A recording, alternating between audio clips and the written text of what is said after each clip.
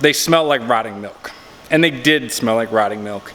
And many, many, many, many, many of them died.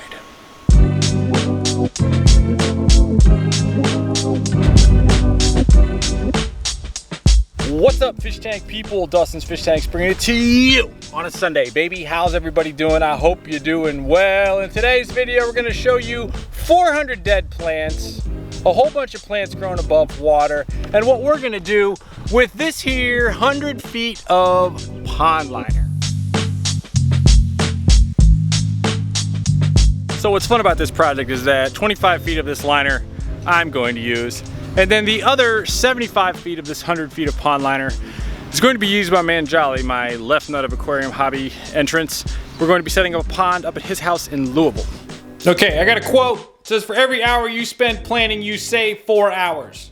All right, I did a little bit of planning the other day, and I figured out that the cost of a 12-foot long 4x4, I can make basins that are a foot tall and 6x6x6.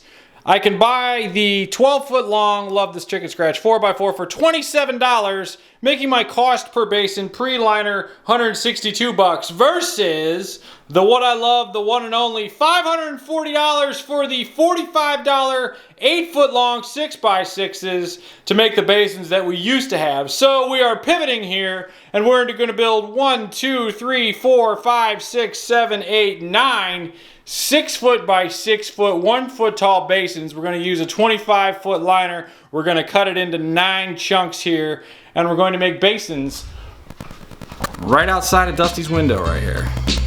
Oh, shimmy, shimmy, y'all, gimme yeah, gimme yeah. So the goal is to maximize the property. The goal is to maximize the sun, because this is for the people of the sun. What we figured out is that we can grow dwarf sedge and smaller plants easily. These are leftover ponds from BDR Ponds over on Southland Drive, which is no longer in business. That one has a hole in it. That's another video. 1, 2, 3 growing sedge. We're rolling over here. Now, as we walk over here, I absolutely love the symmetry of squares, and I was pumped that they had the 12-foot long 6x6s at Lowe's. Lumber's ridiculous. Shout out to anybody who's in construction right now. I feel for you, the price of being so high. So that's why I went with 4x4s. But this is the rough design. 1, 2, 3, 4, 5, 6, 7, 8, 9 right here. And then these will be in full sun. You scroll over this way, minimal trees. I actually caught the moon coming through there the other night, which was super dope. But these will be rolling in here. So I am excited about these. Look out the window and watch my favorite plant grow. Basin time.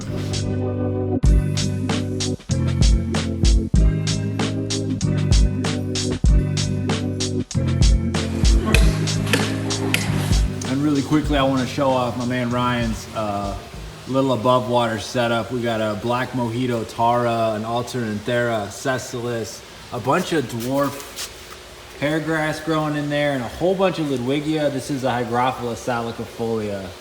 This is a super fun little setup, but I've also got a near-death experience with an Echinodoris. And this is a super fun Echinodoris that we're growing in these tubs. You absolutely love these tubs. You can do this in your pond in the winter, but if you'll notice, it looks better in this photo here than this. This actually got dried out over the weekend one time, so I had to come in and re-water it, because if you don't have water in it, it will dry out pretty quickly. But that's an Amazon sword. Super fun. Look at the flowers coming off of it.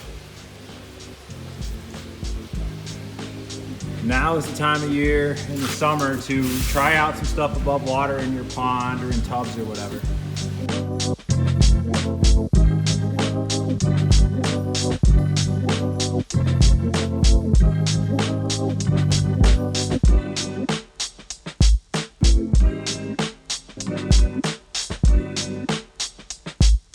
Where you going, team? So I got a mentor. His name is Scott. He's the old CEO, owner of the company that I quit to go do this full time. And when I left, he said, you got to do what's best for you, and was super cool about it. And he's now like still my dude, still my mentor. And he came out here and he asked me, he goes, Dustin, why do you do what you do? You know, I left this dude's company. They were doing 6 million. I did 1 million of that 1 year.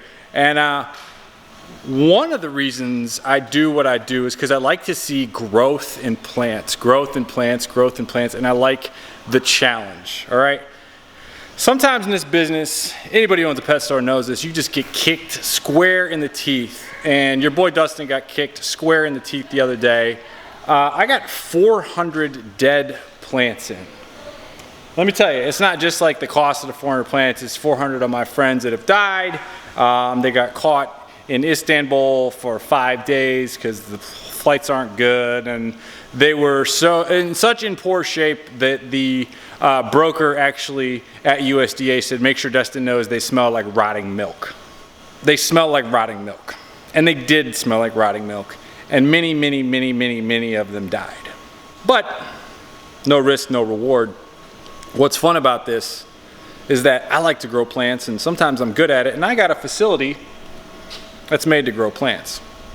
So what I got in is from the most southern rivers that run east and west in Cameroon. I've got my Crinum calamostratum in before. I've gotten in the old Crinum natans. It's on the shirt I'm wearing right now. But boys and girls, fish tank people, I got in 400 dead Crinum Spiralis. Look up Crinum Spiralis, you're not gonna find anything on it. USDA called me, they go, what's this plant? I go, guess what? No one's ever brought it into any countries before. I'm the first one to have it. And so when I answer Scott, why do you do what you do? It's to bring in wild stuff. But 400 of them came in dead. But I don't like to be too dramatic. Your boy D's onto something. Check this out. So our Crinum friends hate to be moved. This is about half of them. Half of them are throughout here, but look at this. This is Crinum Spiralis. The Crinum has an onion bulb type thing, and what it does when it's in rough shape is it coils back into kind of onion mode. And it's gonna be hard to do with camera. And you pin it like this, because I am doing this with one hand. If you peel it back, you can see new growth. It takes time, it takes patience. But these bad boys are actually alive. So I'm really stoked, because not only are they actually alive, they're a hell of a lot of work, but during the day, part of the day, they get full sun. Why do you do what you do, Dustin? The answer? Bringing in plants no one's ever brought in before, having them look like hot death on a stick, and then growing them back. Give me some time. Watch out. Crinum Spiralis in the United States, boys and gals.